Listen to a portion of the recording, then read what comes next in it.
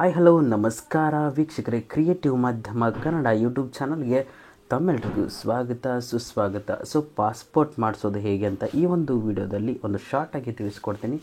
Passport ಮಾಡುವ ಮೊದಲು ಯಾವ್ಯಾವ ಡಾಕ್ಯುಮೆಂಟ್ಸ್ ಇದ್ದರೆ ಉತ್ತಮ ಅಂತ ಇದನ್ನು ತಿಳಿಸ್ಕೊಡ್ತೀನಿ. ಯಾಕಂದರೆ ಪಾಸ್ಪೋರ್ಟ್ ಮಾಡಿಸ್ಬೇಕಂತಂದರೆ ಫಸ್ಟ್ ನಿಮ್ಮ ಹತ್ರ ಒಂದು SSLC ಮಾರ್ಕ್ಸ್ ಕಾರ್ಡ್ ಆದರೆ ಇರಬೇಕು, ಮತ್ತು ಆಧಾರ್ ಕಾರ್ಡ್ ಅಥವಾ ಪ್ಯಾನ್ ಕಾರ್ಡ್ ಇದ್ದರೆ ಸಾಕು.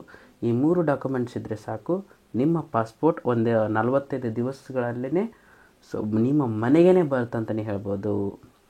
ಫಸ್ಟ್ ಪ್ರೊಸೀಜರ್ ಏನಂತಂದರೆ, ನೀವು ಖುದ್ದಾಗಿಯೇ ನಿಮ್ಮ ಮೊಬೈಲಲ್ಲೇ ಹಾಕೋಬೋದು. ಯಾಕಂದರೆ ಪಾಸ್ಪೋರ್ಟ್ ಸೇವಾ ಕೇಂದ್ರದೊಂದು ಅಪ್ಲಿಕೇಶನ್ ಇದೆ. ಆ ಒಂದು ಎಲ್ಲ ಇನ್ಫಾರ್ಮೇಷನ್ನ ಫಿಲ್ ಮಾಡಿಬಿಟ್ಟು ನೀವು ನಿಮ್ಮ ಮೊಬೈಲಲ್ಲಿನೇ ಹಾಕ್ಕೋಬೋದು. ಅದೆಲ್ಲ ಯಾಕಪ್ಪ ಟೆನ್ಷನ್ ಅಂತಂದರೆ, ನೆಟ್ ಸೆಂಟ್ರಿಗೆ ಹೋಗಿ ನೀವು ಅಲ್ಲಿ ಪಾಸ್ಪೋರ್ಟ್ ಸೇವಾ ಕೇಂದ್ರದ್ದು ವೆಬ್ಸೈಟ್ ಅವ್ರಿಗೆ ಹೇಳಿದರೆ ಅವರೇ ನಿಮಗೆ ಅರ್ಜಿನ ಹಾಕ್ತಾರೆ. ಅಂದರೆ ನಿಮ್ಮ SSLC ಮಾರ್ಕ್ಸ್ ಕಾರ್ಡ್ನಲ್ಲಿ ಯಾವ ರೀತಿ ಒಂದು ನೇಮ್ ಇದೆಯಲ್ಲೋ ಅದೇ ರೀತಿ, ಆಮೇಲೆ ಡೇಟ್ ಆಫ್ ಬರ್ತು, ನೆಕ್ಸ್ಟ್ ನಿಮ್ಮ ಒಂದು ಆಧಾರ್ ಕಾರ್ಡಲ್ಲಿ ಯಾವ ರೀತಿ ಒಂದು ಅಡ್ರೆಸ್ ಪ್ರೂಫ್ ಇರುತ್ತಲ್ಲ ಅದೇ ರೀತಿಯೇ ಎಲ್ಲ ಇನ್ಫಾರ್ಮೇಷನ್ ಅವರು ಫಿಲ್ ಮಾಡ್ತಾರೆ. ನೆಕ್ಸ್ಟ್ ಇವಾಗ ಹಾಗೆ ಆನ್ಲೈನಲ್ಲಿ ಹಾಕಿದರೆ ಪಾಸ್ಪೋರ್ಟ್ ಬಂದುಬಿಡುತ್ತಾ? ಇಲ್ಲ, ಅದಕ್ಕೂ ಒಂದು ರೂಲ್ಸ್ ಆ್ಯಂಡ್ ರೆಗ್ಯುಲೇಷನ್ಸ್ ಇದೆ.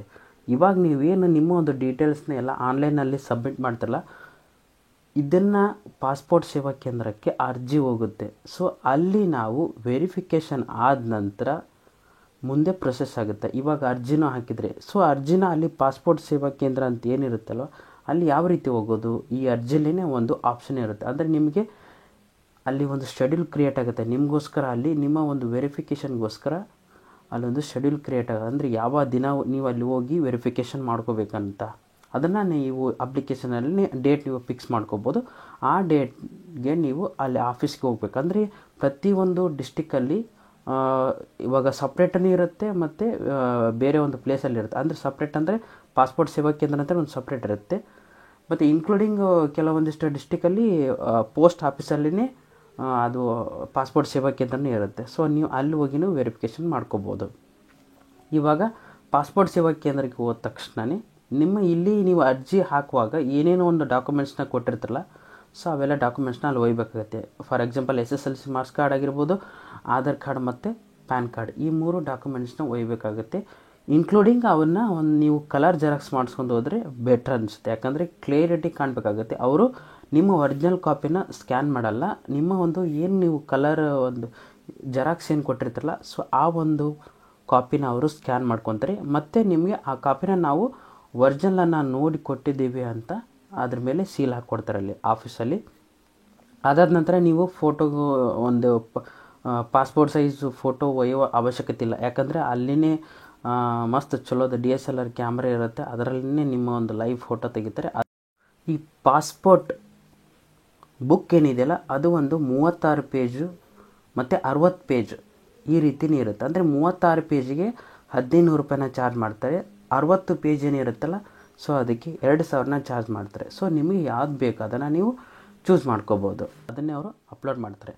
ಅದೆಲ್ಲ ಅಪ್ಲೋಡು, ಆಮೇಲೆ ನಿಮ್ಮ ಒಂದು ಎಷ್ಟು 10 ಬೆರಳುಗಳಿದೆಯಲ್ಲ ಇದನ್ನೆಲ್ಲ 10 ಬೆರಳುಗಳ ಒಂದು ಸ್ಕ್ಯಾನಿಂಗ್ ತೊಗೊತಾರೆ. ಇದನ್ನು ಫಿಂಗರ್ ಪ್ರಿಂಟ್ಸ್ ಎಲ್ಲನೂ ತೊಗೊತಾರೆ. ಆಮೇಲೆ ನಿಮ್ಮ ಫೋಟೋಸು ಐರಿಸಸ್ ಆಗಿರ್ಬೋದು ಪ್ರತಿಯೊಂದನ್ನು ಅವರು ಫೋಟೋ ತೆಕ್ಕೊಂಡು ಅಲ್ಲಿ ಅವರ ಬಳಿ ಸೇವ್ ಮಾಡಿ ಇಟ್ಕೊತಾರೆ. ಆಯಿತು, ಇದೆಲ್ಲ ಪ್ರೊಸೆಸ್ ಆಯಿತು.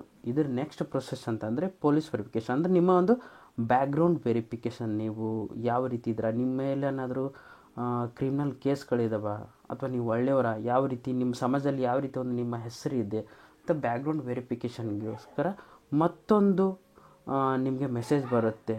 ಆವಾಗ ನೀವು ಎಲ್ಲಿ ಹೋಗ್ಬೇಕಂತಂದರೆ ನಿಮ್ಮ ಹತ್ತಿರದ ಪೊಲೀಸ್ ಸ್ಟೇಷನ್ಗೆ ಹೋಗಿರುತ್ತೆ.